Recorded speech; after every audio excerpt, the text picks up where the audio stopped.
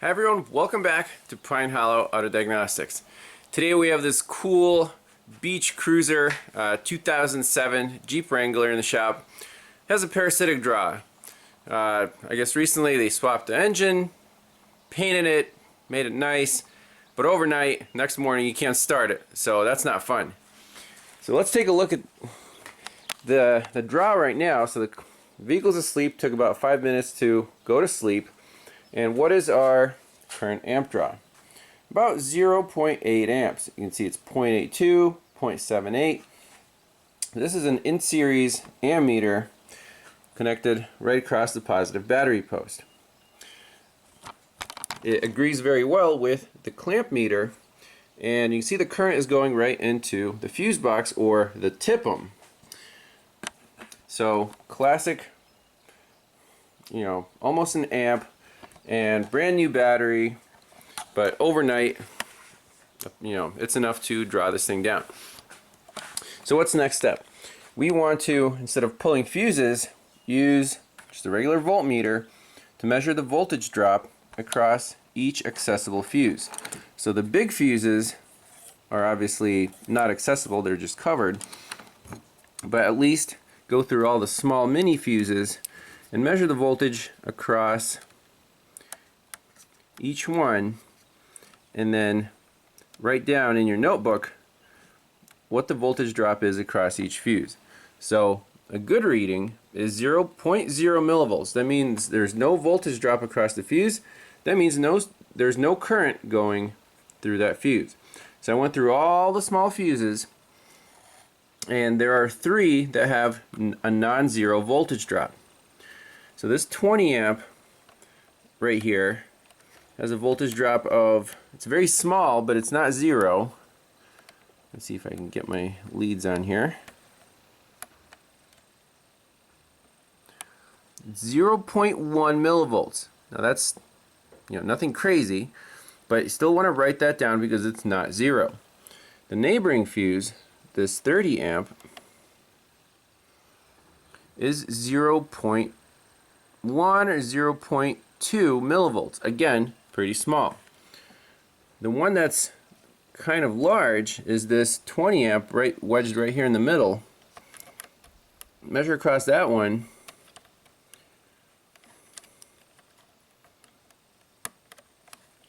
Again, it's hard to do with one hand here, but I just want to show you. 1.2 millivolts. That is substantial. And all the rest of them are 0. So constant battery draw, 0.8 amps, and that 20 amp fuse has more than 1 millivolt voltage drop.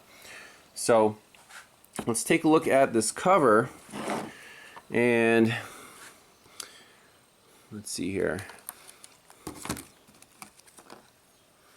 So we're looking at the fuses right in here. M13 was the big one, and then M12 and M10 were the smaller ones. A little more light. So M10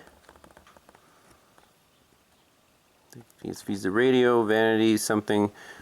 12 is amplifier, and M13 is IOD, CCN, WCM, clock, multifunction switch. IOD stands for ignition off draw in Chrysler terms. So let's take a look at a power distribution diagram, see where that 20 amp fuse goes.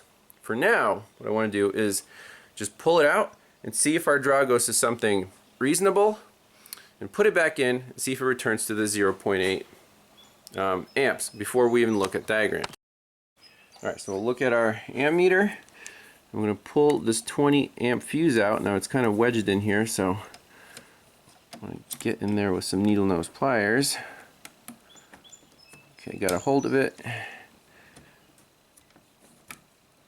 And 0.4. So that was half of the amp draw. Let's pull out the 30 amp. That's another quarter. And let's pull out this 20 amp. 0.2. So we still have a draw. We pulled 3 fuses. But that's still not a good number. That's 200 milliamps. There's still something drawing 0.184.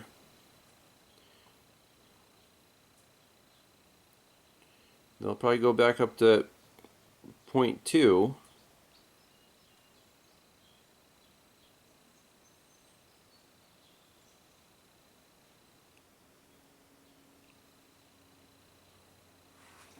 So we can pop these fuses in one by one now. There's the 20 amp. Ooh, 50 milliamps. Let me take that one out again. Okay, now there's no more draw. Very interesting. I want to pop this. Okay, so the 20 amp fuse I pop back in, we're at 6 milliamps. That's still good. Let's pop the 30 amp in. That's the amplifier. Okay. Oh, almost half an amp.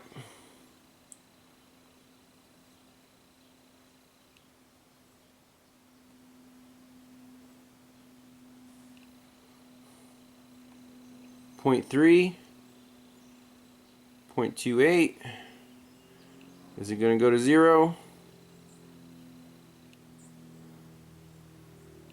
So quarter amp right there. 0.2. I see some modules are falling asleep, I guess. I'll wait a little while. Let me give it a minute, see if it stabilizes. Okay, as soon as I turned the camera off, it went to 25 milliamps. So that's still acceptable. I'd like to see less than 10, but, you know, 25 isn't crazy, especially if you have a huge battery. So that's fine. Let's pop in the last one, the first one we took out. This one's a pain in the butt to get in there.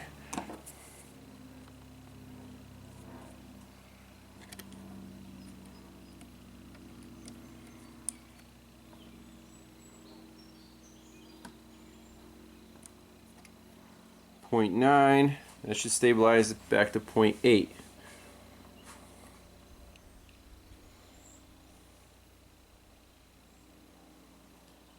0.6.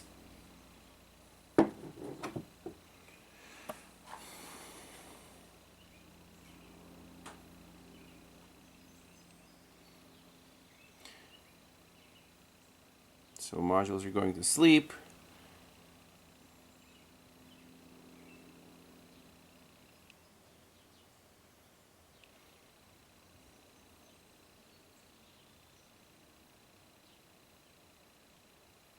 .30 milliamps. Okay, that's acceptable. So, seems like pulling that fuse and reinstalling it made the car go to sleep. Without doing that, it'll stay at 0.8 amps. Let's so right around 30 milliamps. That's not great. That's kind of like that Acura TSX that we saw, but that one had a really small battery, so that was actually a problem. This is fine if you drive it, you know, once a week. But let's start the Jeep up, shut it down, see how long it takes to go back to that 0.8 amps, and then just pull this IOD fuse and reinstall it and see if it goes to sleep. Now keep in mind, you don't want to start the car with just your in-series ammeter connected because that's only up to 10 amps. That'll just pop the fuse. So what you have to do is just reconnect this.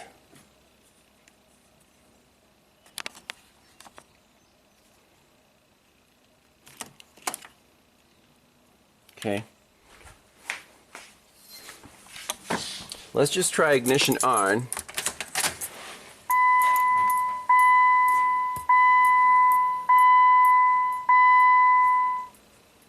and ignition off.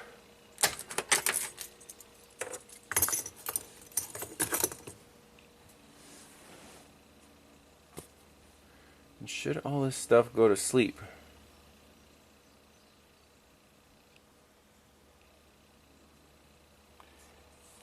Because usually when you open the door, everything goes to sleep, but here there's no like there's no door switch.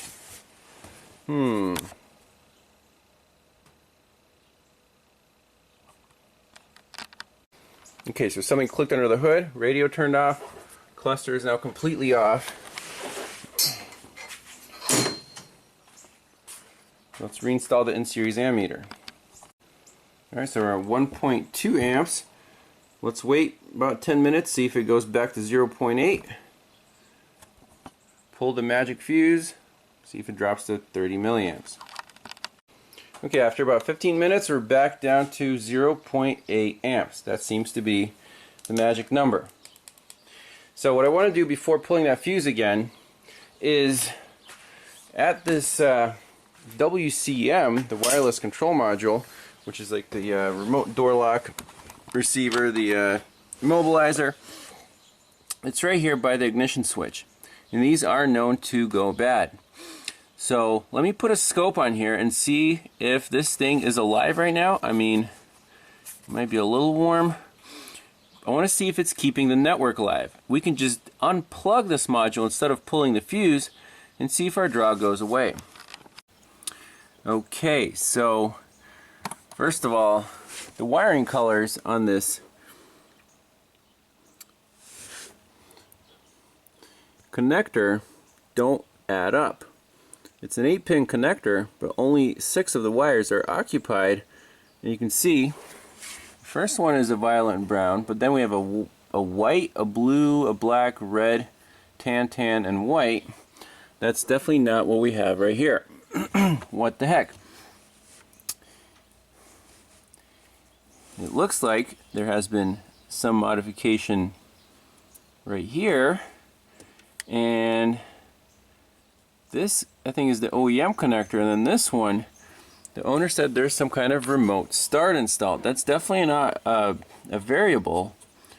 So what I want to do is restore the system to OEM spec basically. I mean, we could just go by the pins and put the scope on there, measure the activity, unplug it, see if the draw goes to 0, plug it back in, and then restore it to factory spec. But I still suspect that this module is not going to sleep. Okay, so I have a scope on the 2 communication wires, and there is no network activity. Okay, I'm just going to unplug this connector right here, and we'll look at our battery draw and see if this is the culprit.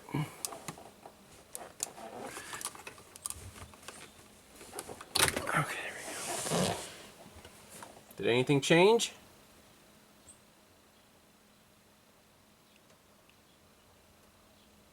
No, it did not. It stayed exactly where it is.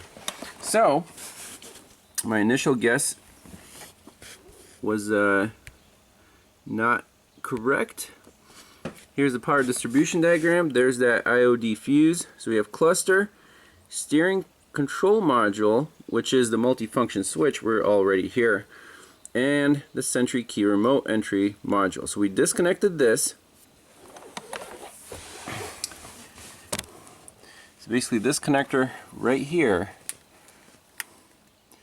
that goes to, so it looks like this is the OEM harness, and then the aftermarket harness is zip tied, so part of it's here, and then the other part goes to the aftermarket switch. So let's disconnect this connector.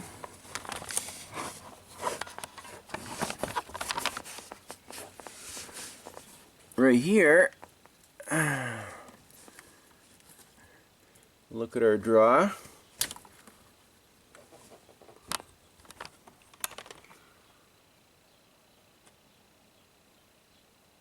Still the same, 0.8.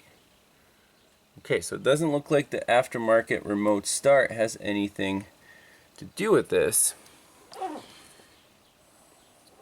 Alright, so now we're going for the multifunction switch, and we're looking for a red wire, the power feed.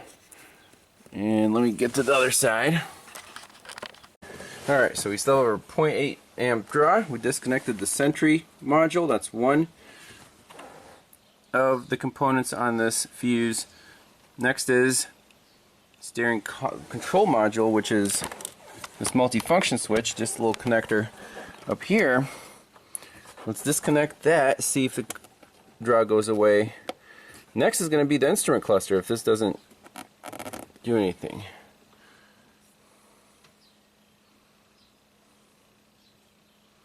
Nope, still there. So this cluster, let's take that out and disconnect that. So when I reconnected the sentry module, that happened, but now we're back down to, should go back down to 0.8 amps.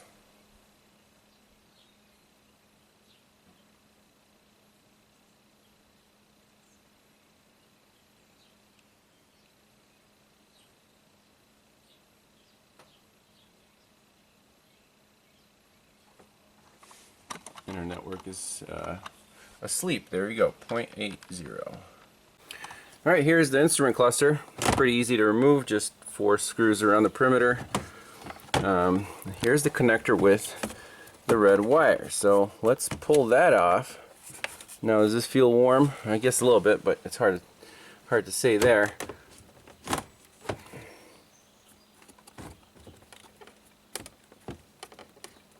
Might need 2 hands for this, but I'll focus you in on the meter. We have 0.9.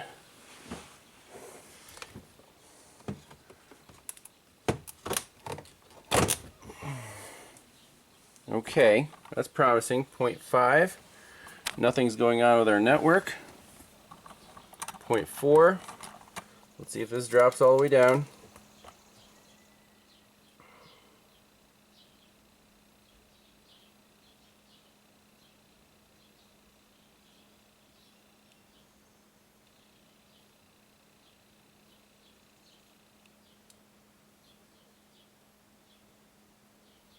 0.39, 0.42. Okay.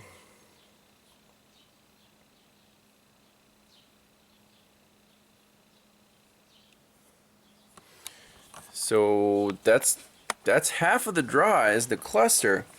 The question is there anything keeping the cluster alive like this aftermarket radio? I had a case once where I actually made a bad call on a Cummins diesel that the bus was being taken down. I unplugged the cluster, the bus came back. So I'm like, hey, it's a bad cluster. I want to replace the cluster, same problem. Then he found his son installed an aftermarket radio and had one of those little adapters, or the bus wire was, I don't know, something's wrong with that. But anyways, he disconnected that, and that was the problem, not the cluster itself. That's a variable. And we did see some draw on that amp fuse. So let me take a look at the wiring diagrams for the cluster and the radio and see if there's anything connecting those two. So right now we're at a steady 0.4, which is interesting. And we can measure which fuses still have a draw and then unplug these 2 connectors, see if that draw goes away. Okay, so with the cluster unplugged, the power wire there, we have 0.42 amps, and now this fuse has no more draw. However, the 30 amp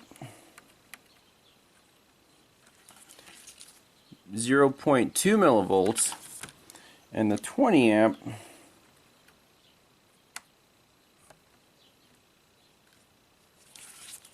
0.1 millivolts as before. So those did not change. That's accounting for the rest of our draw. Just for kicks, let me unplug the cluster the rest of the way just to completely eliminate that from the picture.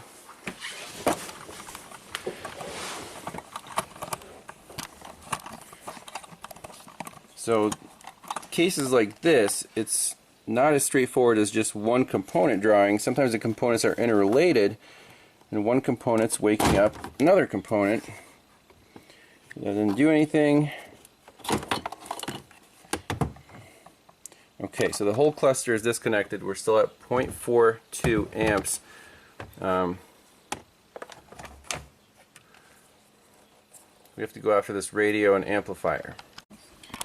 Okay, so you can see here, fuse M10 just feeds the radio. Fuse M12 just feeds this amplifier radio if equipped. Which one should we pull next? Let's disconnect the power from the amplifier. And we can pull up a diagram of the whole radio amplifier circuit.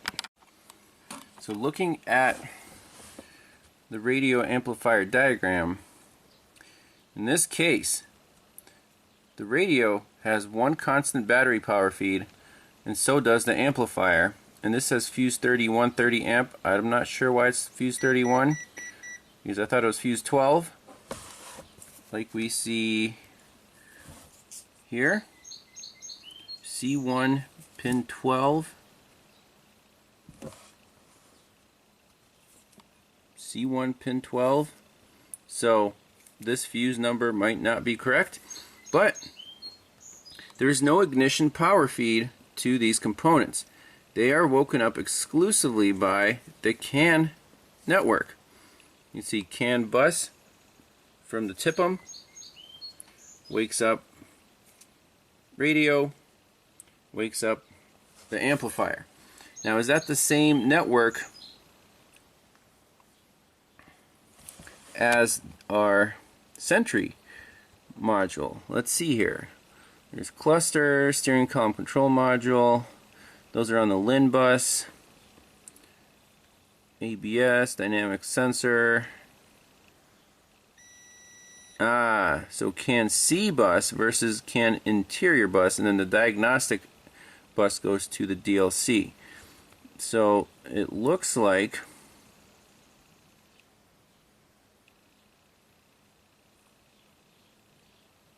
okay, very cool.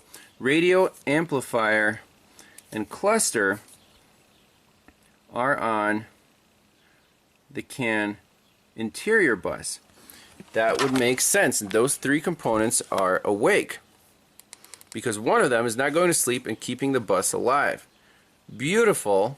So we can tap into the CAN C bus at the cluster and then pull either the radio or the amplifier fuse and see if all the networks or the network goes to sleep and all the two other modules go to sleep. So that way we can narrow it down to radio or amplifier, because it's not the cluster. We unplugged the cluster and the network is still alive apparently. Let's get the scope on the interior bus instead of the CAN C where we were at the wireless control module.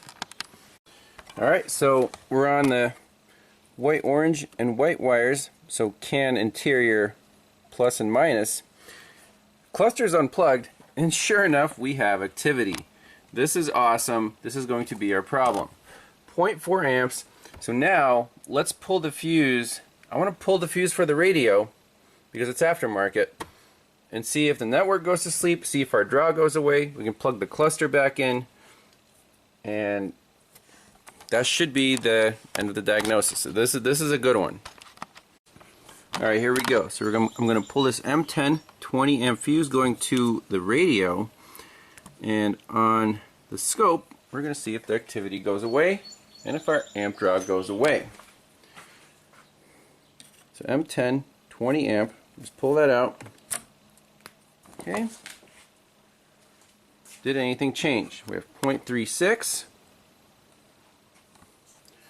Oh, ta-da!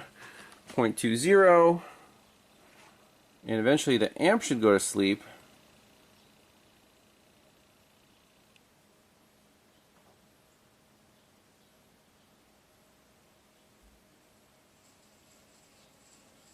Let's see if that drops to 0.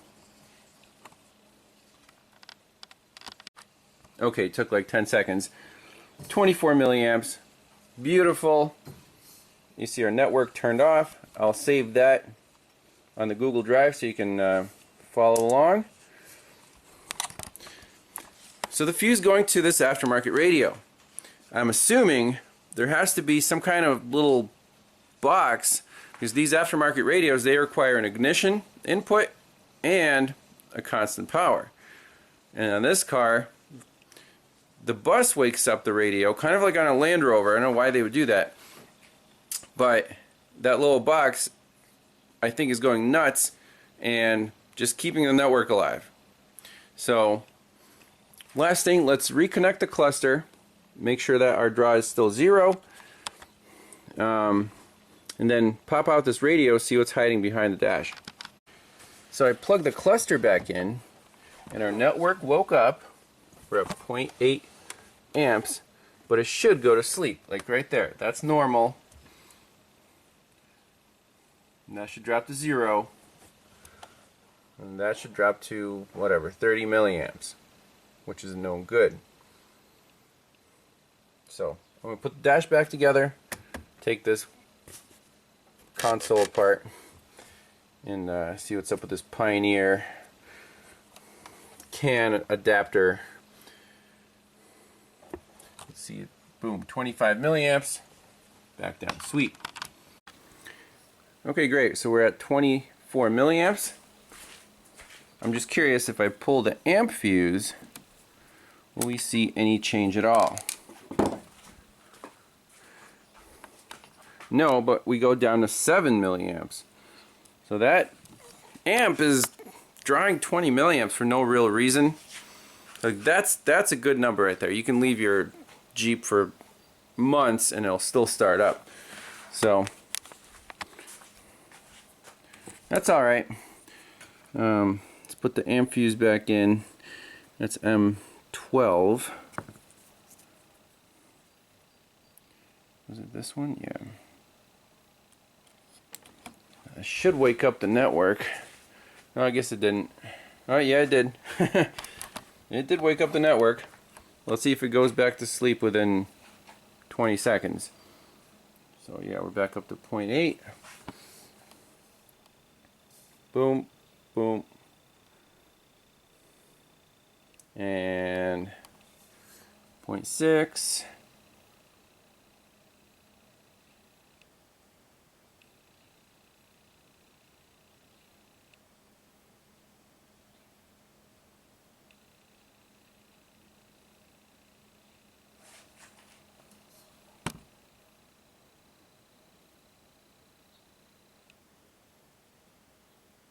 There you go. It just dropped.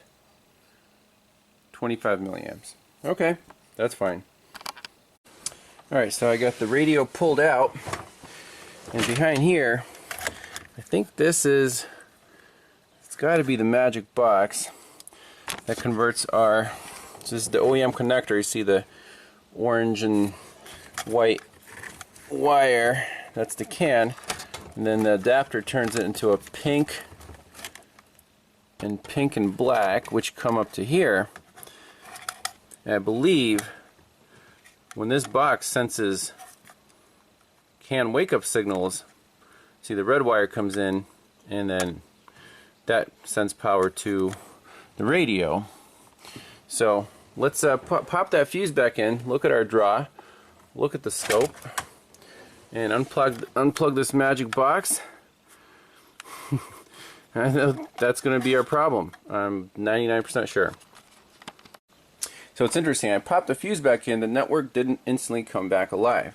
So this thing needs to be awake and it won't turn off. But if you cut the power to it, it'll stay off. So that's kind of curious. So if we just turn the key to accessory, there's our radio, there's our signal.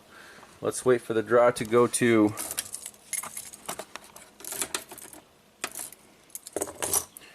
let's wait for this stuff to go to sleep.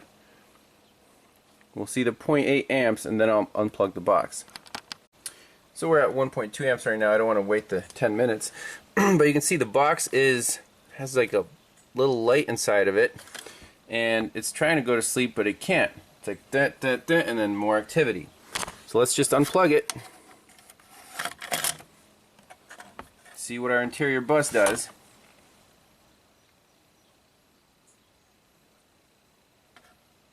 Boom. Off. Off. And should go to 0.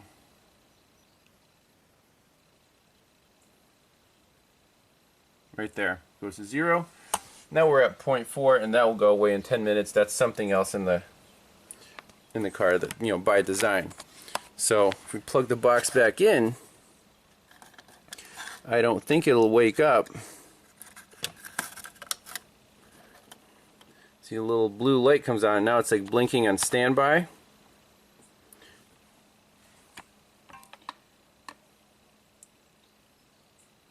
Okay, now that light shut off. That's how it's supposed to work.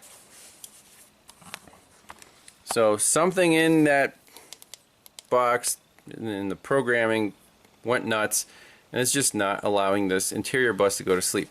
That's the end of the diagnosis. Hopefully a new converter box will fix this Jeep, and they can enjoy it the rest of the summer. Thanks a lot for watching, and we'll see you next time. Bye-bye.